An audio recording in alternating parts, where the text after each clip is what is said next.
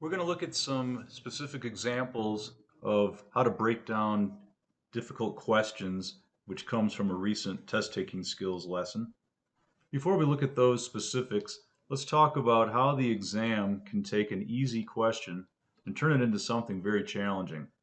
I think a lot of people, when they start doing practice questions, they think that they haven't learned the material well enough when the question is hard. But in fact, it's just that you have to get used to coming up with some strategies. What do we mean by a tricky question? That's where the test goes out of its way to mislead you. I do it frequently where I know people can get confused between yields and price or between a taxable withdrawal versus is there a 10% penalty. And so we set up a pattern that is false and then we change it at the end. So the only way to really fall prey is to go too fast. Chatty, I think they're testing your reading skills here. They may give you some extra language, they may give you some extra numbers, or sometimes you'll actually need all four or five of the numbers given. So you're really just being kind of overwhelmed with information. And they use that tactic a lot. This one they don't use quite that often. It can seem a little strange at first, though, if they say, what is the least likely recommendation? Or what is outside the scope? So it's not even the ones where they make it clear all of the following are true except. But sometimes they'll use a phrase that doesn't sound negative, but oh wait, if that's outside the scope of the authority, then this is what he can do and what they can't do. Probably the toughest one and the one they use the most is what we call falsely familiar. People seem to have been trained to grab any answer that is familiar and exclude any answer that they haven't seen before, but you can't do that on this test. Some of their definitions are not standard. They're just seeing if you can read it and make sense of it. And some of the familiar phrases are being used against you. In other words, yes, you memorize that phrase, but it actually means something completely different than what we're asking here. So the best way to deal with this, be patient. Just because this is a familiar phrase, that doesn't mean it's going to be the one that's the right answer. And just as important, the answer you haven't seen before cannot just be eliminated. They call this the multiple multiple or the Roman numeral format. Usually it's which two of the following are true. Not usually which two of the following are false. That would be a combination. But it could also be, is it 1, 2, and 3, 1, 2, 3, 4.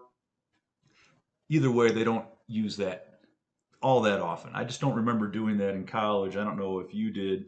It could be something you'll have to get used to. We don't have a ton of that in our materials because, as I said, the format that they use the most really is chatty, falsely familiar. They don't have that many evil questions that would qualify as tricky, but there are a few. That doesn't look tempting. That could come from all kinds of stuff. This is the unexpected tsunami, nuclear disaster type dealio, pandemic. Liquidity risk. Does that look like liquidity risk? How do you avoid that? Don't buy municipal bonds. Those are slow. And don't buy limited partnerships because you might not even be able to sell. That includes hedge funds. Don't buy over-the-counter bulletin board stocks. So is it political or legislative? Well, it should be political, right? And that's why it's falsely familiar.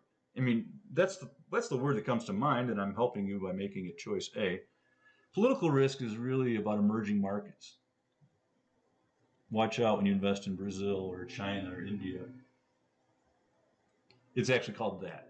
So when it's talking about Congress changing the tax code, OSHA, EPA, as a general rule, when a Democrat takes over the White House and they control the House, you're going to see a lot of pipeline projects getting shut down, and then vice versa, that kind of thing. Well, that's legislative risk.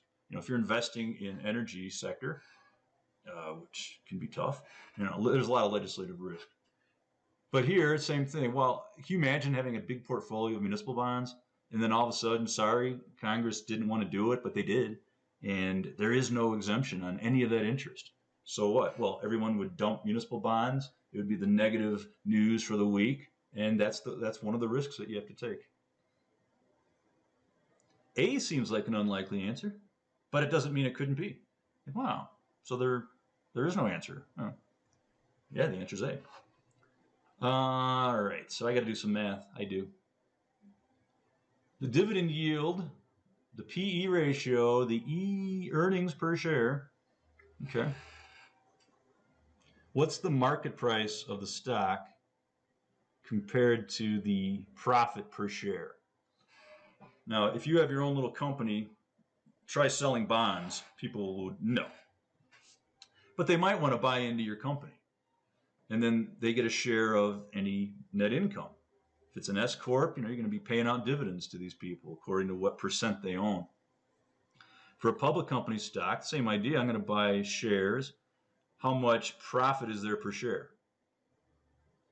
250. So every share of stock is associated with $2.50 of profits. Okay. How much do I have to pay for that? $250? Like a Netflix? I ain't doing that. Is it $5? I'm a value investor.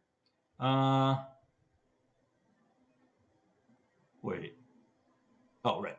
Okay. And so price to earnings is 20 to 1. So the market price is 50. And we're not done yet, but is there any doubt about that? And the significance is it's trading for 20 times earnings. That would put it into a growth index, not value. Value would be lower than that. And then they're saying, how much do they receive in dividends? 3%. $1.50. Which two are unsystematic and shut up? I hate the combination of Roman numeral and negativity. So let's just label them. Interest rate is across the board. Rates up, price down. Right? Remember you typed that? You all thought that? Across the board, if I own bonds, when rates go up, the market prices drop. And the only thing that matters here is how long is the term on the bond. Inflation. I'm in preferred stock or bonds. The CPI is now at a 5% rate. I'm only getting 2.5%. So across the board, I don't care who issued it. I don't care what sector they're in. You are in fixed income. You always have to worry about 1 in 4. These two are why we diversify. I would love to put all my money in Snapchat because it's been going way up. Well, that's how a lot of people lose money in the market. 98% of Facebook's revenue is advertising. If it ever comes out that they are not giving you results and that this next big company just stopped, wow. And it's all because of that business, but also social media is starting to experience a lot of legislative pressure.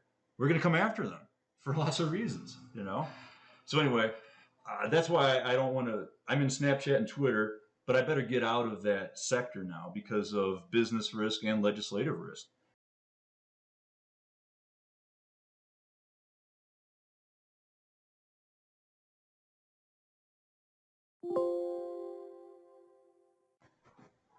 So that was just a sample of what we do with our test taking skills classes that we hold online.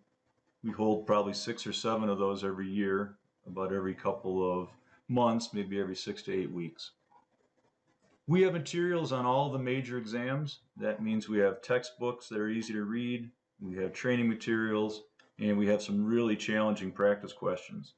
For the Series 65, 66, when you do our practice exams, you'll get the exact same weighting that the NASA outline provides. So if you get 3 questions on CAP-M, it's because the outline says so. Took a lot of time, but I'm glad we did that. And we also try to make the questions get a little harder as you progress, because you should be getting a little bit more used to questions. Yes, there are different versions, but after a while, if you understand interest rates versus bond prices, there are only so many ways that they can sweat you. And that's how you get ready for these tests. Give Andrew a call. He's head of customer service. You can see his phone number there in Chicago and also the email. Here's our website for purchasing our materials.